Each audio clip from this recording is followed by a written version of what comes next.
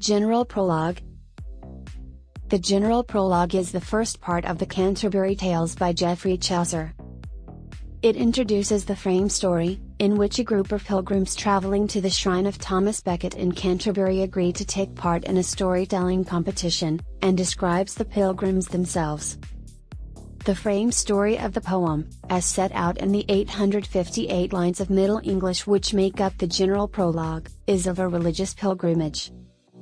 The narrator, Geoffrey Chaucer, is in the Tabard Inn in Southwark, where he meets a group of sundry folk who are all on the way to Canterbury, the site of the shrine of St. Thomas Becket, a martyr reputed to have the power of healing the sinful.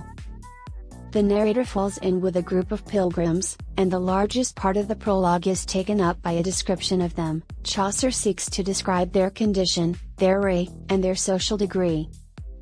The pilgrims include a knight, his son, a squire, the knight's yeoman, a prioress, accompanied by a nun and the nun's priest, a monk, a friar, a merchant, a clerk, a sergeant of law, a franklin, a haberdasher, a carpenter, a weaver, a dyer, a tapestry weaver, a cook, a shipman, a doctor of physic, a wife of Bath, a parson and his brother, a ploughman, a miller, a manciple, a reeve, a summoner, a pardoner, the host, a man called Harry Bailey, and Chaucer himself.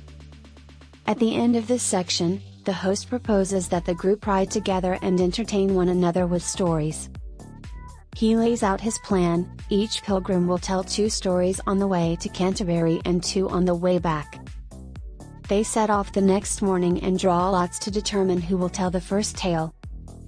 The General Prologue establishes the frame for the tales as a whole, or of the intended whole, and introduces the characters/storytellers. The structure of the General Prologue is also intimately linked with the narrative style of the tales. Though fierce debate has taken place on both sides, mostly contesting that the narrator either is, or is not, Geoffrey Chaucer, most contemporary scholars believe that the narrator is meant to be Chaucer himself to some degree.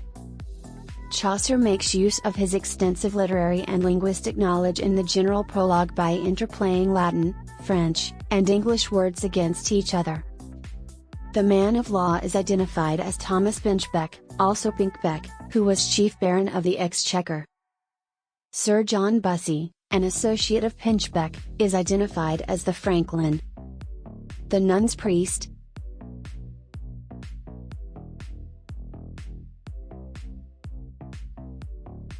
the canon's yeoman, not part of the original prologue but added at the end of the tales. The following are the first 18 lines of the General Prologue. When April with his showers sweet with fruit the drought of March has pierced unto the root and bathed each vein with liquor that has power to generate therein and sire the flower, when Zephyr also has, with his sweet breath, quickened again, in every holt and heath, the tender shoots and buds, and the young sun into the ram one half his course has run, and many little birds make melody that sleep through all the night with open eye, so nature pricks them on to ramp and rage, then do folk long to go on pilgrimage, and palmers to go seeking out strange strands, to distant shrines well known in sundry lands.